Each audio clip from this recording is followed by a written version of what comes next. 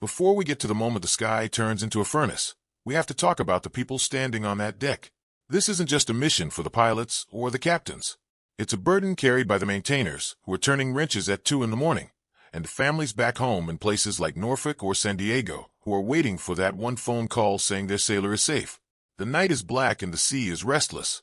The USS Carney is holding position in the Gulf, and the air around the ship is thick with the kind of tension that no training exercise can ever fully replicate. The crew knows something is wrong. The sensors have been picking up signals that don't belong, readings that don't match any known civilian pattern. And then it begins. We launch a RIM-162 missile. The missile clears the vertical launch cell and goes from 0 to nearly 2,000 miles per hour, about the speed of a rifle bullet, before it even leaves the ship's wake. The intercept happens 3 miles out. There's a flash that lights up the entire horizon, and then falling scrap metal hits the water in pieces. But that was just the opening act. The real target is the Al Sadr, a 150,000-ton Suez max oil tanker, sitting 2 miles to our east. It's flying a neutral flag, which is exactly the kind of detail designed to make you hesitate. But our sensors are picking up a hum that shouldn't be there. This isn't just a tanker. Something is alive inside that hull. Something is waiting. For Mark VI patrol boats break away from the USS Carney. Their twin diesel engines are screaming at 45 knots as they slice through the black swells. There's no negotiation at this point. The distance closes fast, and as the hulls come within 200 yards of the tanker, something unexpected happens on the civilian bridge of the Al Sadr. Concealed shutters slide back, revealing 12.7mm heavy machine guns mounted and ready. Tracers begin to stitch the water, creating a lattice of red-hot phosphorus, cutting through the darkness like fire thread. The Mark 38 25mm gun systems on the patrol boats respond instantly. The high-explosive shells hammer the tanker's railing with precision and violence. The Mark VI hulls slam hard into the side of the 150,000-ton tanker. Pneumatic grapnels fire from the deck rails, their steel claws biting deep into the tanker's superstructure. Mechanical winches tension the lines. Breaching charges are placed against the primary hatch. The detonation follows a split second later, a massive pressure wave that buckles the steel and clears the path into the hold. Inside the ship, the path leads deep into the ballast tanks. Below the waterline, the hull is infested. Dozens of pressurized steel cylinders, the parasite pods, are magnetically clamped to the exterior plating. They emit a low-frequency hum that vibrates through the entire ship, a kind of mechanical heartbeat that shouldn't exist on any commercial vessel. And then a massive mechanical groan ripples through the structure. The magnetic clamps on the pods release in a synchronized sequence. The pods activate. Internal propellers spin up, and the pods begin to track the acoustic signature of the USS Carney. They are no longer cargo. They are autonomous underwater vehicles moving at 40 knots, and they are all pointed directly at us. On the USS Carney, the sonar suite registers 20 distinct signatures emerging from beneath the tanker. 20 separate threats moving through the water at high speed. The logic is clear and the response is immediate. The hull is under threat. The 4 gas turbine engines spool up to maximum RPM, pushing 100,000 horsepower through the shafts. The 9,000-ton Arleigh Burke-class destroyer leans into a hard high-speed turn, the deck plates groaning under the centrifugal force. Every sailor on deck is holding onto something. The Mark 32 torpedo tubes on the starboard side swivel 90 degrees. 3 Mark 54 lightweight torpedoes eject into the water. Their active sonar heads go live the moment they submerge, hunting, locking, seeking. The Mark 54 seekers lock onto the incoming pods, and a series of underwater detonations follows. The shock waves travel through the water and hit the USS Carney's hull. The internal power grid flickers as the systems compensate for the vibration, but the engines continue to roar. While the sonar suite is still processing the remaining threats, the Iranian coastline comes alive. Radar signatures bloom across the display, like a fire spreading across dry ground. The underwater attack was only the first layer of a multi-domain engagement. 50 Iranian fast attack craft blast out from the coastal haze. These fiberglass hulls are moving at 50 miles per hour, closing the distance in a swarm formation. They are armed with 107mm rockets, and they begin a continuous launch cycle. The air fills instantly with the smoke trails of unguided iron moving in every direction. The USS Carney's Mark 45 5-inch gun on the forward deck begins a firing sequence. A 70-pound shell leaves the barrel every 3 seconds. Each impact on a fiberglass hull results in total kinetic disintegration. But the swarm is dense, and the boats are using the massive bulk of the Al-Sadr tanker to block the destroyer's line of sight. They are hiding behind the very ship we just boarded, using its burning mass as cover, forcing us into impossible firing angles. And then an A-10C Thunderbolt II enters the airspace at 800 feet, moving at 345 miles per hour. The Warthog, a beast of an aircraft that has no business still being in service by any conventional logic. And yet there it is, doing the work that nothing else can do. Iranian coastal defenses utilize an automatic drone frequency identification system that immediately filters out small-scale remote signatures. A decoy drone would be useless here. To deceive the S-300 radar, the mission requires a target with a massive radar cross-section and a high-intensity heat signature that only a heavy manned airframe can provide. To the S-300 search radar at Bandar Abbas, this A-10C looks like a massive, slow-moving target, exactly what they've been waiting for. The A-10C's electronic countermeasures pod transitions to active emission. The pod broadcasts a high-energy signal that mimics the radar cross-section of a B-52 bomber. The S-300 radar snaps 180 degrees and locks onto the Warthog. A high-frequency tracking beam slams into the jet's titanium skin. Inside the cockpit, the radar warning receiver emits a continuous lethal tone, the sound no pilot ever wants to hear. But the A-10C maintains its heading. It is functioning as a digital vacuum, recording every frequency and every pulse the S-300 uses to maintain the lock.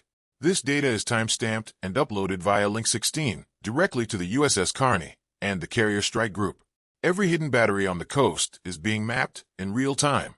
Their exact coordinates and operating frequencies are being revealed by the very act of tracking the Warthog. The enemy is giving away everything they have just by trying to kill one plane. This isn't just bravery. This is calculated, cold, and precise. The pilot knows exactly what he is doing, sitting inside that titanium bathtub while a surface-to-air missile system paints him with a targeting beam, feeding intelligence back to the fleet with every second he stays in the air. The maintainers who kept that aircraft running through the night made this moment possible. The crew back on the Carney, watching those radar signatures appear one by one on their screens, they are the ones holding the map of the enemy's entire coastal defense network. Every hidden launcher, every radar dish, every frequency, all of it exposed. The Iranians take the bait completely. Two F-14A Tomcat interceptors roar off the runway at Bandar Abbas. They hit the afterburners and close the distance at 1,400 miles per hour. The lead pilot centers the Warthog on his display and flips the trigger guard. He has an AIM-54 Phoenix missile ready to go. He thinks this is going to be the easiest kill of his life.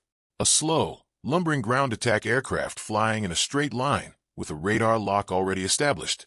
It doesn't get simpler than this. What he doesn't know is that 4 miles above him, two F-35B Lightning II stealth fighters have been holding a silent orbit for 41 minutes. They are invisible to every radar system the Iranians have. They are watching everything using the N/AQ 37 distributed aperture system, essentially a ring of 6 infrared cameras that gives the pilot a complete spherical view of the world around them. They see the heat from the Tomcat's engines as clearly as daylight. They have seen everything from the moment those Tomcats left the runway. The lead Tomcat fires the AIM-54 Phoenix. It is a 1,000-pound missile that accelerates to 3,000 miles per hour, about 5 times the speed of a commercial airliner. It arcs high into the sky, preparing to dive down and turn the A-10 into a cloud of burning debris. 12 seconds to impact. 10, 9, 8. The F-35B pilots flip the switch. They activate their radars and slam a concentrated beam of energy directly into the Tomcat's fire control system. They are using digital radio frequency memory jamming. They catch the Iranian radar pulse, twist it, and fire it back at the source. Suddenly, the Iranian pilot sees 10 different Warthogs on his screen. 10 targets, all moving, none of them real. And then his radar screen goes completely black. Total darkness. The AIM-54 Phoenix loses its lock immediately. It is now just a very expensive unguided rocket, tumbling through the air. It hits the water 5 miles short of the target. Before the Iranian pilot can even process what just happened to him, an AIM-120D AMRAAM leaves the internal bay of the lead F-35B Lightning II. The missile is moving at 3,000 miles per hour. The second Iranian wingman never even gets a warning light. The proximity fuse triggers 30 feet from the wing, and the Tomcat is instantly turned into a fireball. The airframe snaps under the pressure, and the wreckage enters a flat, burning spin down into the Gulf. It hits the water and disappears. While the air battle is raging above, the situation on the Al-Sadr tanker gets even uglier. Our boarding team is pinned down on the deck, taking fire from multiple positions inside the ship. And then they hear it. The sound of heavy hydraulics deep in the hull. The massive steel deck plates directly in front of them start to slide back. A swarm of Shahid 136 drones, the same loitering munitions used extensively in Ukraine, start spooling up on their launch rails. They don't need a runway. They launch straight off the rails, and they are already pointed at the USS Carney. The first 5 clear the ship and head directly for us. The USS Carney slews its Mark 45 5-inch gun toward the tanker and aims for the launch rails. We fire a proximity-fused high-explosive shell that detonates directly over the drone rack. The blast wave shreds the carbon fiber wings of the remaining drones before they can even get airborne. But the Iranians have a scorched earth protocol built into every layer of this operation. The fast attack boats that were still circling us realize the air cover is gone. They stop maneuvering and begin a suicide run. 6 boats, each loaded with hundreds of pounds of explosives, are aiming directly for our midsection. Everything we have turns into a wall of lead. Our gunners on the Mark 38 cannons are firing until the barrels are glowing red-hot. We stop 5 of them. We hit them clean, and they detonate in the water short of the hull. But the 6th boat keeps closing. 50 miles per hour, less than 100 yards away, and still coming. The Phalanx CIWS, we call it our 2. D2 with a bad attitude, takes over. It fires 20mm tungsten rounds at a rate of 75 per second. The sound it makes is like a giant chainsaw cutting through the air, a mechanical screaming that you feel in your chest before you hear it with your ears. The explosion happens so close that the shock wave shatters the bridge windows of the USS Carney and showers our entire deck in burning fiberglass. Every man on that deck feels the heat on his face. The Iranian coast has one last card to play. They realize their drones are gone and their boats have failed, so they launch 3 Ghata cruise missiles. These are heavy hitters, designed specifically to sink a carrier-class vessel. They are flying low, hugging the waterline, staying under our radar horizon, and using the surface of the sea itself as cover. The USS Carney's and /Spy 1D radar locks on. We are out of SM. 2 missiles in the forward cells, and there's no time to reload. We have to rely on the Phalanx CIWS again for everything coming at us. 2 of the missiles are engaged and destroyed, but the 3rd performs a pop-up maneuver. It climbs hard and fast into altitude, and then dives straight down at our bridge from directly above. The CIWS tracks it all the way up, all the way through the climb, and all the way back down. The vibration from that gun firing is so intense it rattles the teeth of every person on the ship. The explosion happens only 100 yards above our hull. A massive fireball washes over the deck, and the heat is so intense it blisters the paint on our superstructure.